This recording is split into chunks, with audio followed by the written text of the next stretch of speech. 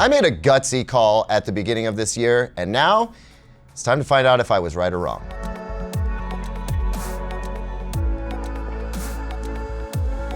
Welcome back, everyone. I'm Caleb Dennison, and today we're going to unbox, set up, and get first impressions of the LG A1 OLED. Now, that gutsy call I was talking about earlier, we named this TV Best Tech of CES 2021. Now, you have to remember, we were in the midst of a hardcore pandemic. TVs were hard to come by. The idea of an inexpensive OLED making OLED available for more people seemed like something pretty special.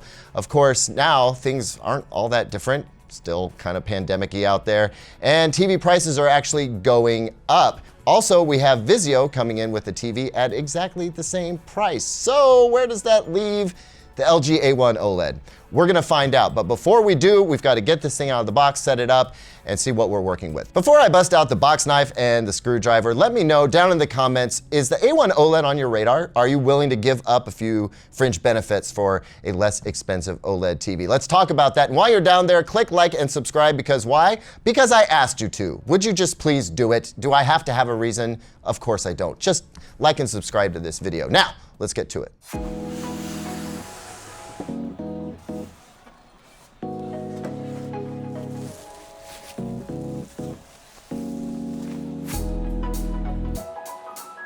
All right, here's everything that came in the box. Pretty expected, except for the 2 feet. Normally with an LG OLED, we see a pedestal style stand. Screws for the feet. We've got the old Magic Motion remote making an appearance again. Bexel batteries, nothing beats a Bexel. This would be your cable management.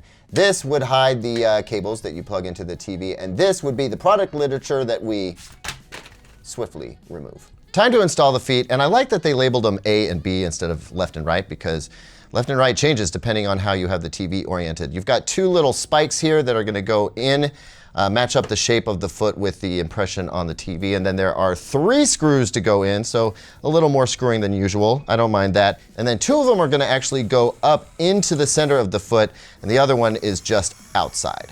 And here we go, back in the TV shot. We've got a little bit of plastic to remove from here, which is par for the course. What I noticed while we were putting the feet in, though, this little cutout right here looked a lot like the cutout that we saw on the LG C10 OLED and C1 OLED and C9 OLED as well. And as a matter of fact, it is. In fact, the entire chassis seems exactly the same.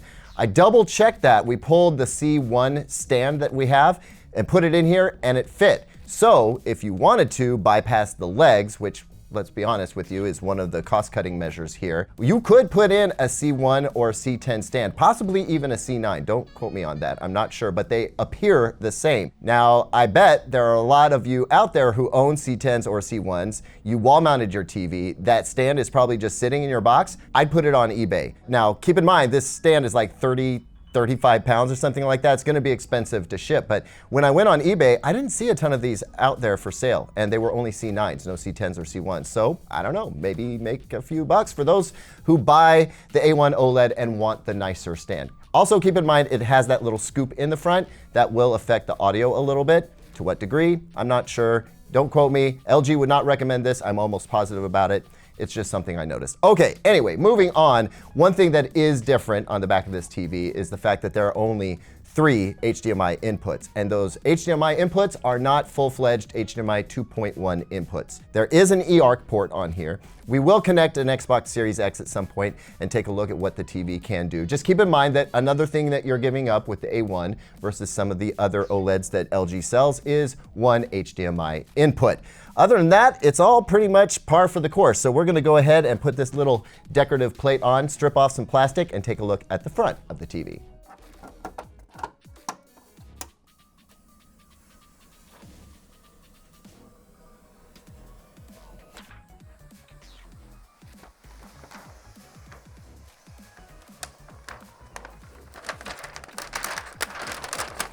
Oh no!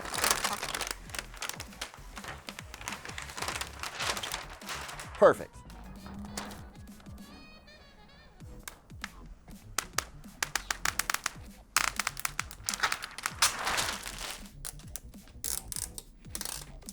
And here we are with the front of the TV shot, and as with most LG OLEDs, there's really not much to talk about here. I guess the feet are the obvious thing, right?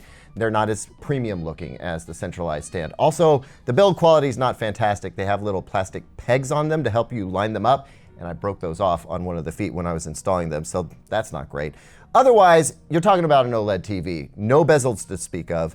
Absolutely stunning thin profile. It still looks the OLED part in all other ways. So with that out of the way, let's turn this thing on. So we've powered up the TV and LG WebOS. We've seen this before, but in case you're not familiar, it's going to want to check your location. You can go ahead and put that in. By the way, in the background is going to be a computerized voice walking you through all of this until you actually get to shut it off. At that point, it's going to connect to the internet, and then holy cow, the terms and conditions run deep. Folks, there's a lot to this stuff. I mentioned this in every unboxing. Know what you're agreeing to. A lot of this stuff, if you turn it off, it's going to turn off personalized recommendations. So the sponsored content and the recommended content is going to be kind of random. On the other hand, your data is a little bit more private. So make the call that you want to make. Anyway, from there, it's going to sense the devices that are connected to the TV. So make sure you've got them connected and turned on. After that, if you've got cable or a TV tuner, it'll integrate that into the channel selection that's available. Talk more about that in a second. LG account, I always skip this. It doesn't seem to be worth anything. And then it's going to suggest apps that you can install, which is worthless. You can do this at any time, and plus these 3 apps are pre-installed pretty much anyway. And then it bounces you to Internet TV. This is powered by Pluto. What's going to happen is it's going to start playing automatically as if you've got free Internet TV channels. And you do, sort of, except for eventually this preview is going to run out and you're going to have to download the Pluto app to continue. I'll let you decide whether you want to do that or not. But I will say that any of the cable channels that you may have access to, or any of the broadcast channels through an antenna, can be lined up along with all these free internet channels in one single guide. Now, as part of this process, I expected the TV to update itself, and it didn't. So I went into settings, support, software update. Automatic updates was not turned on. So I turned it on, as you see here, and the update is in progress. This should be done shortly, but I want to make sure that I have the latest firmware for this TV. Also, this is a good time to mention that HBO Max is now available on this TV, whereas it has not been before. So it's good to see that addition has finally made it to WebOS. So my position on WebOS is that I'm a little over it. I don't like all of the sponsored content. It's basically a gigantic ad. I've talked about this before, specifically with the QNED 99. But the fact of the matter is, I still manage to prefer it over Vizio's SmartCast. And I mention that because when you're comparing the Vizio OLED to the LG OLED, the Smart TV platform is one of the big differences. And so I would rather have WebOS than Vizio SmartCast, to be honest with you, even though it lacks Chromecast functionality. Now it's time for picture settings, and you know, I feel like I just did this because I did with the QNED 99 from LG, but we'll go into all settings, pick picture. This is a little sluggish, you're just gonna have to bear with me here. Go down to Expert Bright Space, which is my go-to pick just when getting things started. I test the TV in both IFSF Expert Dark and Bright, by the way. Once we've done that for at least the home screen, I'm going to go into YouTube and check SDR and HDR settings. All right, so I've got an SDR pulled up on YouTube. We press pause. We'll do HDR here in a second.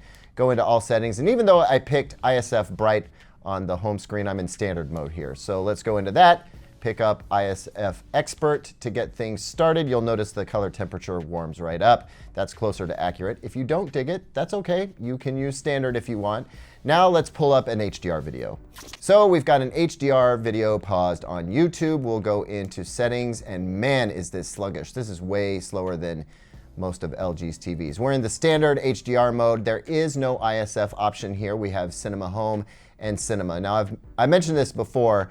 Cinema Home is going to come with a default motion smoothing on, whereas Cinema will not. You can actually undo that in other areas of the settings if you want to, but I'm going to go ahead and go with Cinema Home because it's a little bit brighter, and make the necessary adjustments so that I can get motion smoothing disabled. To do that, I'll go into the AI service menu under General and turn off AI brightness settings. I don't want that on anyway, but it's also going to let me adjust some motion smoothing settings that were locked into Cinema Home earlier. So we'll go into advanced settings, run down to clarity, and we should see that True Motion is on cinematic movement, but it's unlocked so that I can actually turn it off. Now, cinematic movement is not terrible. It's the best motion with the least amount of soap opera effect, but I generally turn that off to get started with my testing. So we're in Netflix now. I've started an SDR title, one of my favorites, Cocomelon. We'll pull up the picture settings, and I'm very pleased to see that it has already picked ISF Expert Bright mode. So there's nothing that I need to do. Once I've made a selection on an app for SDR, it's going to carry over. I assume that we're going to see the same for Dolby Vision as we did with HDR in YouTube. Let's go find out.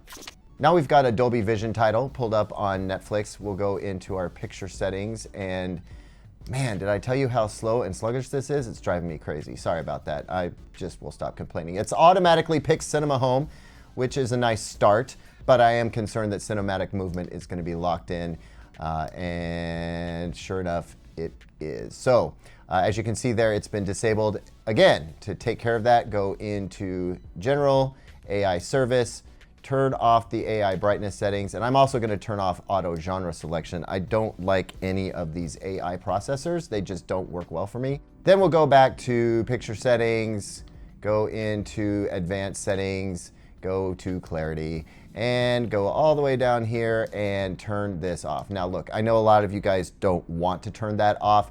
Again, I just do this to see how the TV processes motion without any assistance. If you like motion smoothing, go for it.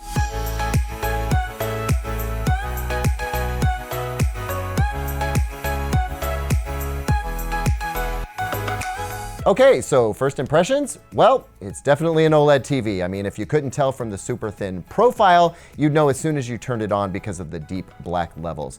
As far as aesthetic trade-offs, I don't feel like they're that significant. You know, if you save a little bit money because it's not as fancy looking, that's fine because again, it's still an OLED TV.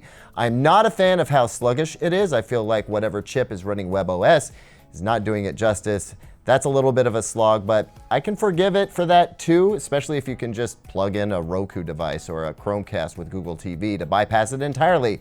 It's really going to come down to picture quality, and I think we're going to be picking some nits here, literally and figuratively. I think we're going to need to look at how it handles shadow detail and peak brightness for HDR. Little stuff, right? Ultimately, this is going to be a tough call. How much more do you get when you step up to, say, the C1 as opposed to saving money with the A1? I can't wait to find out, so be sure to come right back for the full review.